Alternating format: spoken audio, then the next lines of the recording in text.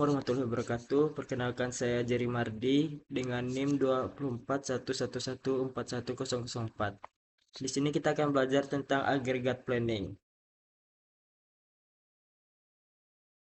Nah, kita mulai dari pengertian. Aggregate planning atau perencanaan agregat, yaitu proses perencanaan produksi jangka menengah yang bertujuan untuk menentukan tingkat produksi, jumlah tenaga kerja, dan persediaan secara keseluruhan guna menyesuaikan kapasitas perusahaan dengan permintaan pasar secara efisien dan berkelanjutan.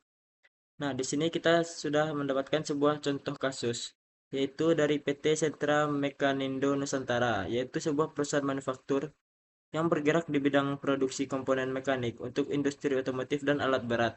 Nah, karena seiring meningkatnya permintaan pasar, manajemen perusahaan berencana menyusun agregat planning untuk periode 4 kuartal mendatang.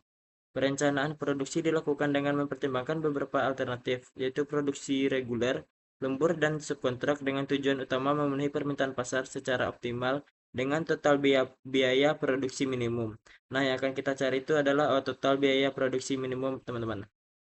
Di sini kita akan menjawabnya menggunakan Excel dengan memanfaatkan modul solver, teman-teman. Nah, di sini ada data kapasitas produksinya yaitu reguler 18.000 unit per kuartal atau kuartal, ada lembur, subkontrak. Lalu ada data biaya produksi, ada reguler, lembur, subkontrak, dan juga penyimpanan. Nah, kita akan langsung masuk ke Excel-nya ya. Di sini kita sudah membuatkan tabelnya, teman-teman. Ada dari kuartal, demand-nya berapa, demand-nya didapat dari beberapa tahun belakang ya, teman-teman ya, yaitu meningkat sekitar 1.500. Nah, di sini kita bikin dulu untuk cara-cara tahap-tahapnya. Yang pertama yaitu kita bikin sum dulu, teman-teman, yaitu jumlah dari reguler ini, lalu lembur juga begitu ya. Kita bikin sum, lalu subkontrak, maaf, kita Ctrl Z ya. Nah, subkontrak juga gitu ya, sum. Nah, untuk simpan itu kita pakai if, teman-teman. Nah, if jika total dikurang demand lebih besar dari nol, maka total, kita ulangi lagi, total dikurang demand, oke, dikurang demand dalam kurung kali 1 sama dengan 0. Nah, itu untuk rumus simpannya, teman-teman ya. Oke. Oke, tampaknya ada yang masalah ya. Apakah kita salah rumus, teman-teman? Oke, ini kurang itunya ya. Nah, untuk simpannya sudah ya. Kita langsung seret ke bawah. Di bagian simpan kita sum juga ya, teman-teman ya. Untuk total rumusnya itu sum juga, teman-teman. Sum kita seret dari bagian reguler sampai subkontrak. Oke, lalu kita seret ke bawah lagi. Nah, lalu untuk bagian totalnya kita sum lagi. Nah, untuk itu kita akan masuk ke bagian rumus fungsi tujuan, yaitu modal minimum, teman-teman. Untuk rumusnya yaitu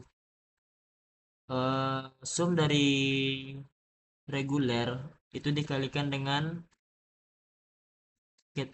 biayanya, teman-teman, biaya reguler. Nah, lalu kita tambah dengan sum dari lembur dikalikan dengan biaya lembur. Lalu kita tambah lagi sum dari subkontrak dikalikan dengan biaya subkontrak. Lalu kita tambah lagi sum dari penyimpanan kita kalikan dengan biaya simpan. Nah, langsung kita enter. Selanjutnya kita akan menggunakan modul solver yang ada di Excel, teman-teman. Sebelumnya teman-teman harus menginstal dulu untuk modul solvernya ya. Sekarang kita akan pencet solver. Kita geser terlebih dahulu. Nah, oke, kita pencet untuk yang bagian ini.